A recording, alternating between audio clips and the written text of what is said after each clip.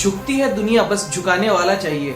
जी हाँ, आपने बिल्कुल सही समझा है। आज हम बात करने वाले हैं क्रेडिट स्विस, यूबीएस और स्विस गवर्नमेंट की, जहां पे स्विस गवर्नमेंट ने यूबीएस बैंक का पैर पकड़ लिया कि वो क्रेडिट स्विस को खरीद ले, अपने अंडर ले ले। जिस देश की बैंकिंग सिस्टम पूरी दुनिया में सिर्फ इसलिए पॉपुलर है कि वो पूरे दुनिया के सारे रिच लोगों का काला धन को अपने बैंकिंग सिस्टम के थ्रू छुपा सके, मनी लॉन्ड्रिंग कर सके।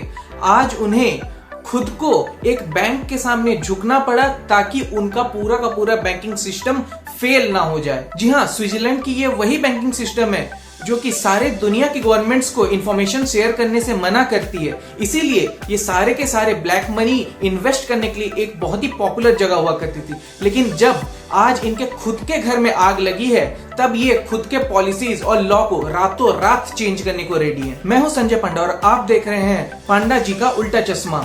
इस वीडियो में आगे बढ़ने से पहले इस वीडियो को लाइक और चैनल को सब्सक्राइब करना बिल्कुल भी ना भूलें। ये क्रेडिट स्विस का पूरा फंडा क्या है, आज मैं आपको बहुत ही आसान भाषा में समझाता हूं ताकि आप समझ सको कि क्रेडिट स्विस पूरी की पूरी बिक क्यों रही है और यूबीएस इसे खरीद क्यों रही है। क्रेडिट स्विस बैंक 1856 में अल्फ्रेड एस्चर के द्वारा स्टेबलाइज किया गया था। क्रेडिट स्विस जो कि वेल्थ मैनेजमेंट, इन्वेस्टमेंट बैंकिंग और ऐसी बहुत सारी सर्विसेज के लिए पॉपुलर हुआ करती थी, जहां पे कि वो एचएनआई क्लाइंट्स के लिए एक बहुत ही आकर्षक जगह हुआ करती थी जहां वो अपने पैसे रख सकते थे। और इनका 167 इयर्स का जो लेगेसी है वो इन्हें बहुत ही ज्यादा क्रेडिबिलिटी का बूस्ट दिया करती थी।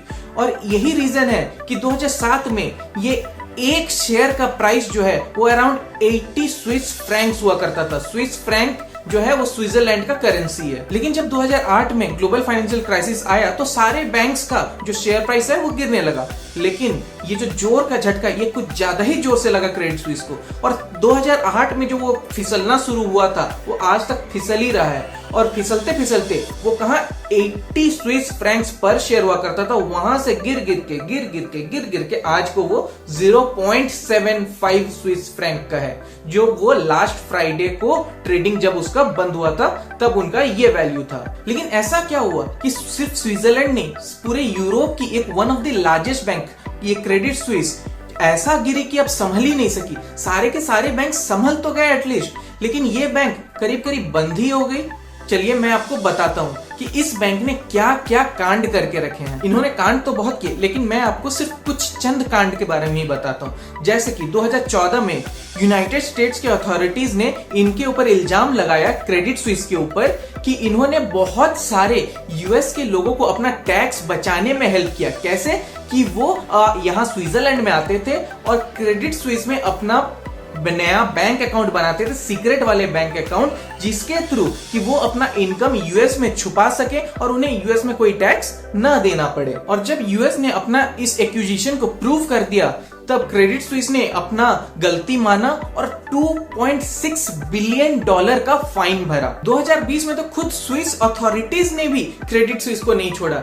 इन्होंने इनको मनी लॉन्ड्रिंग के केस में पकड़ा, जहां पे कि ये कुछ रशियंस को मनी लॉन्डर करने में हेल्प कर रहे थे। इसके वजह से इन्हें 47 मिलियन डॉलर्स का फाइन किया गया। अब बात करते हैं 2018 में, जब यूएस के लगाए गए सैंक्शंस को वायलेट करते हुए क्रेडिट स्विस ने ईरान और सूडान में भी ट्रांजैक्शन किया, जिसके वजह से यूएस ने अपने लॉ को वायलेट करने के लिए क्रेडिट स्विस के ऊपर 536 मिलियन डॉलर्स का भी फाइन लगाया। अब तक हमने बात की कि कैसे क्रेडिट स्विस ने कहां लॉज को वायलेट किए, अपने फाइन्स पे किए, जिसकी वजह से इन्हें रेप्यूटेशनल बहुत ज्यादा लॉस हुआ है। अब हम बात करते हैं कि ऐसे इन्वेस्टमेंट्स जो कि क्रेडिट स्विस ने किए जिसके वजह से इन्हें बहुत बड़े लॉस का फायदा उठाना पड़ा है। आप इन इन्वेस्टमेंट्स के बारे में सुनोगे तो आप बोलोगे गई भैंस पानी में।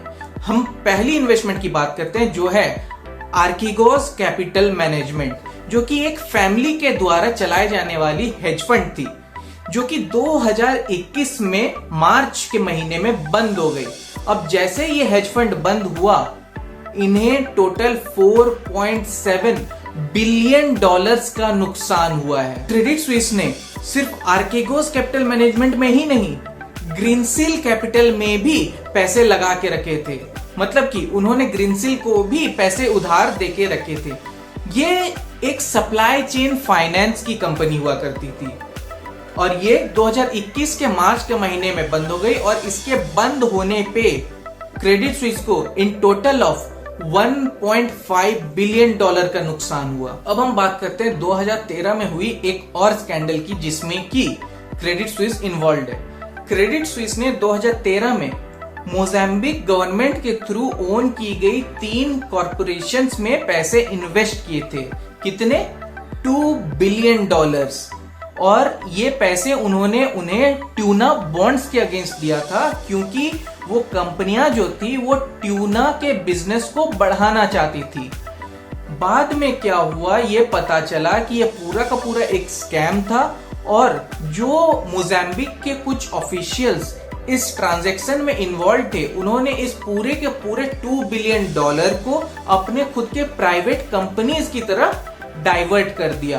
अब ये स्कैम जब सामने आया तब पता चला कि इस पूरे के पूरे ट्रांजैक्शन या फिर डील को क्रेडिट स्विस ने आईएमएफ को रिपोर्ट तक नहीं किया था। तब यूके गवर्नमेंट ने क्रेडिट स्विस के ऊपर 350 मिलियन यूरोस का फाइन लगाया। क्यों? क्योंकि उन्होंने मतलब कि क्रेडिट स्विस ने अपने सारे वार्निंग साइंस को इग्नोर किए, ड्यू डिलिजेंस सही से नहीं किया। यहाँ पे एक तरीका से अगर देखा जाए तो ये मनी लॉन्ड्रिंग तक हुआ।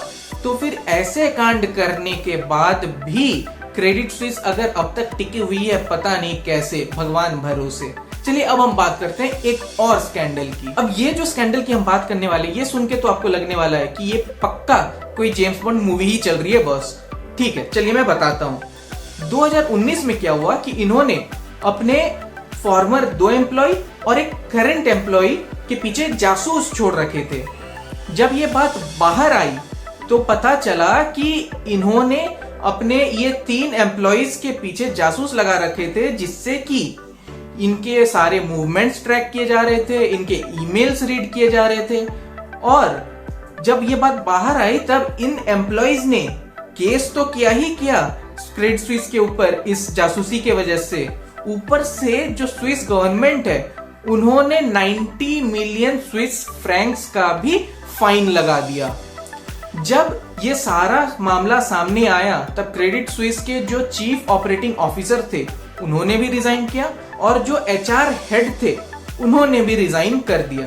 और तब से लेके आज तक उनका सीईओ और टॉप एग्जीक्यूटिव्स का जो ये बदलने का सिलसिला शुरू हुआ है वो रुकने का नाम ही नहीं ले सका। अब अगर हम प्रेजेंट डे की बात करें तो जब इनका जो शेयर प्राइस है वो 1 स्विस फ्रैंक के भी नीचे आ गया, जो कि एक टाइम पे 2007 में 80 फ्रैंक्स अराउंड हुआ करता था, तब स्विस गवर्नमेंट ने इसे एक लाइफलाइन देते हुए 54 बिलियन डॉलर्स का लिक्विडिटी इन्फ्यूज किया ताकि ये अपना बिजनेस एज यूजुअल चला सके।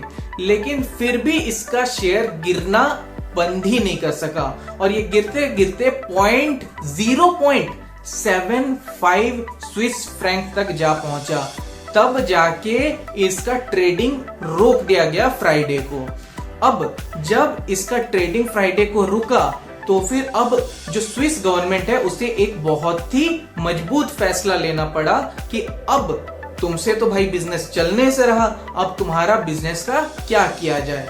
जब उन्हें लगा कि अगर क्रेडिट स्विस बंद हुआ और इसके वजह से इसके सारे के सारे कस्टमर्स इंपैक्ट हुए तो फिर एक डोमिनोज इफेक्ट भी शुरू हो सकता है, जिससे कि कहीं दूसरे बैंक्स पर भी इसका इंपैक्ट ना पड़ जाए और पूरा का पूरा बैंकिंग सिस्टम ही धराशाय ना हो जाए। तो उसके वजह से जैसे ही फ्राइडे को ट्रेडिंग बंद हुआ क्रेडिट स्विस का, तब इन्होंने डिसीजन क्या लिया कि अब इसको जो है यूबीएस को बेच दिया जाएगा। लेकिन यहाँ पे एक प्रॉब्लम था। प्रॉब्लम ये था कि कोई भी ऐसा एक्विजिशन का डिसीजन लेने से पहले शेयर होल्डर्स का मीटिंग किया जाता है और उनका वोटिंग किया जाता है कि क्या ये एक्विजिशन किया जाना चाहिए या नहीं किया जाना चाहिए।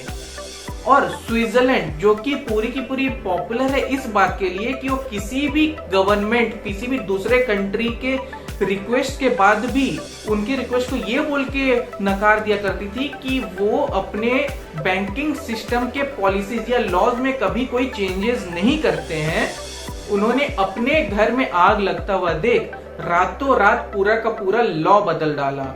उन्होंने यूबीएस को परमिशन दिया कि हाँ भाई जा तुम खरीद ले इस क्रेडिट स्विस बैंक को, हमें इस मुसीबत से बचा, और इसके लिए तुम्हें किसी भी टाइप का कोई भी शेयर होल्डर का वोटिंग कराने का जरूरत नहीं है। तो अब यूबीएस ने क्रेडिट स्विस को $3 बिलियन में खरीदने के लिए हाँ बोल दिया है। अब ये आगे चल के देखने वाली बात होगी कि क्या सही में इसके बाद स्विट्जरलैंड की इकोनॉमी संभल सकती है या नहीं, कि क्या जो भी क्रेडिट स्विस के कस्टमर्स थे उनको वही सारे सर्विसेज यूबीएस में भी मिल सकेगी या नहीं, कि क्या ये सिल्वर गेट, ये सिलिकॉन वैली बैंक, ये क्रेडिट स्विस, इन सारे बड़े बैंक्स के बंद होने के बाद अगला नंबर किसका है, ये देखने वाली बात होगी। आपको क्या लगता है ये आप कमेंट सेक्शन में बता सकते हो, और पांडा जी का उल्टा चश्मा को लाइक और सब्सक्राइब जरूर करें। और अगर आपको ये वीडियो अच्छा लगा और आज आपने इसमें से कुछ भी नया सीखा तो इसे अपने दोस्तों के साथ शेयर जरूर करें।